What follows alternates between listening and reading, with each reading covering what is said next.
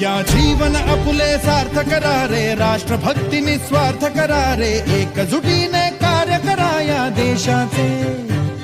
या साथी बना अनसाथ करा रे, मातृभूमी ही आज पुकारे, जागृत होऊन कंकण बांधू दिवस रात्र झटण्याचे. मातेच्या पायाशी हे अर्पण प्राणाचे, फेडूया ऋण आम्हा हा जन्म लाभला त्याचे. घेऊ हे ब्रिद हाती असे तू सिंधू नव हिंदुस्थानाचे.